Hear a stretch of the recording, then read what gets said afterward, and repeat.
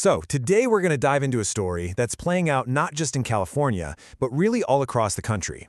It's a story about huge challenges, about new policies, and some really old, deep-seated disparities. But you know what?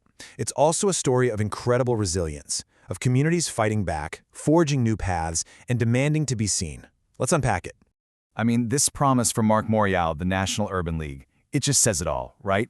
It's this powerful, unwavering declaration in the face of what a lot of civil rights leaders are calling a major threat. And honestly, it perfectly frames the fight we're about to explore. So what is this fight exactly? Well, up on Capitol Hill, civil rights leaders and a lot of lawmakers are mobilizing against a whole wave of policies coming from the new administration.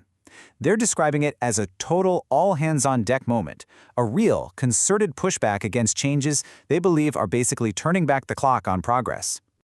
And we're not just talking about one or two issues here. The list of concerns is incredibly broad. Groups like the Congressional Black Caucus are challenging what they see as a systematic attempt to undermine civil rights, make it harder to vote, weaken social safety nets, and dismantle diversity, equity, and inclusion, DEI programs. It even extends to reshaping how American history is taught in our schools. And if you want to see the real-world impact of all this, just look at the numbers. In 2025 alone, more than 9,000 discrimination complaints were filed with the Department of Education's Office for Civil Rights, or OCR. That's thousands upon thousands of students and families who are turning to the federal government looking for help. But here's the kicker. Of those 9,000-plus complaints, get this. A staggering 90% were dismissed. A new government watchdog report points to this massive shift in enforcement, and they cite everything from changes in how investigations are handled to all the staffing chaos that came with it. And there's a pretty hefty financial cost to all this, too. A challenged attempt by the administration to lay off nearly half of the OCR staff, the very people who are supposed to investigate these complaints, may have cost taxpayers up to $38 million. Basically, that's the estimated price tag for salaries paid to employees who are put on leave but weren't actually working. It all just boils down to this one crucial point, and Katie Nia summed it up perfectly. Rights are only meaningful when enforcement exists. Because when the very office that's supposed to protect students' rights is thrown into turmoil, families are left without answers. And those consequences? They can last for years.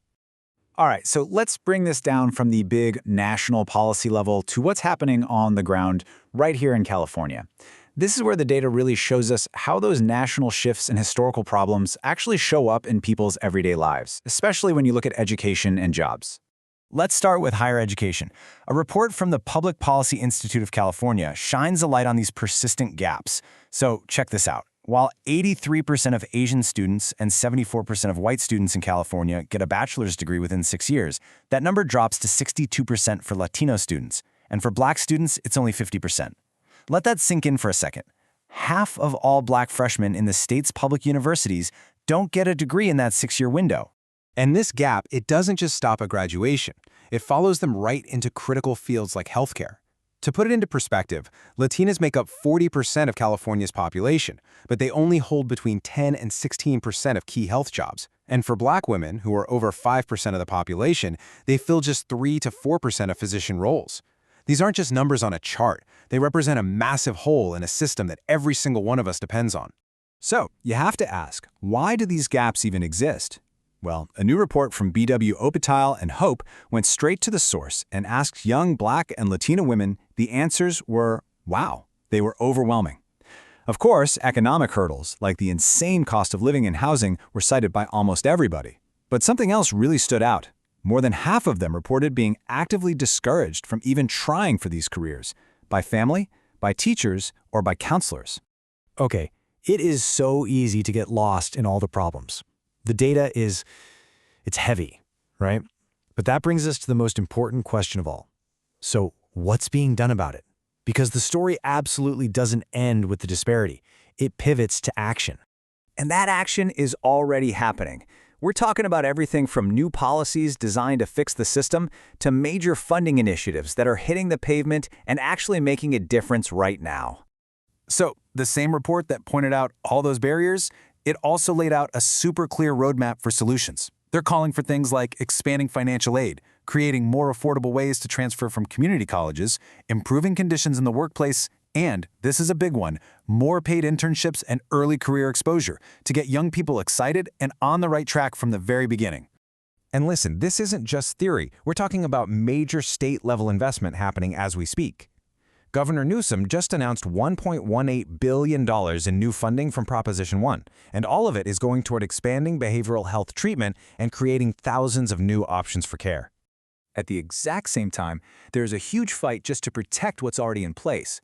While Medi-Cal is facing the potential $30 billion cut annually from the federal level, which could threaten coverage for 2 million Californians, state lawmakers are pushing back, and they're pushing back hard, to protect benefits for the state's most vulnerable people. Which brings us to a story that's less about policy and data and more about people. In Bakersfield, a community-led project has become this powerful, moving symbol of resilience, of history, and of hope. Dr. Ariana Waller, who is one of the project's organizers, she just captured the feeling of the day perfectly. She said this wasn't just about showing off a piece of art, it was about restoration. It was about making visible the stories and the names of people who literally built a community, but were so often just left out of the history books. So who are these builders of hope? Well, they are absolute trailblazers. People like Marshall Williams Sr., who ran into burning buildings while facing systemic racism. The Honorable Gloria Cannon, the first black female judge in Kern County. Joseph Coley, who started a newspaper based on the simple idea that everyone's news is equal. Their faces, their stories, they're all on this mural now. But here's the part that is just so incredible, the thing that makes this so different. This mural isn't just stuck on a wall somewhere. It's on wheels. This history, it's not meant to be static. It's designed to move. And its journey has already started. It's making stops at universities, the state capitol, museums, and schools. The whole idea is to roll this history into any room where it needs to be told, to make sure these stories aren't just remembered but are actively shared with the next generation. It's literally a vehicle for history, and a powerful, metaphorical vehicle for change. But you know, right in the middle of all the celebration came this really poignant reflection from Anthony C. Williams. He's the grandson of Fire Captain Marshall Williams. And he said, "I wish we didn't need this mural." That's such a powerful statement. It just captures the bittersweet truth of this whole fight, the pride, but also the deep exhaustion of having to constantly prove your own dignity. And that really leaves us with this one final question that just kind of hangs in the air. From the halls of Congress to California's classrooms to a rolling mural in Bakersfield, the fight for recognition and equality goes on. But like Mr. Williams suggests, the real goal isn't just to win the fight, it's to build a future where you don't have to fight it in the first place. The question for all of us is, how do we build it?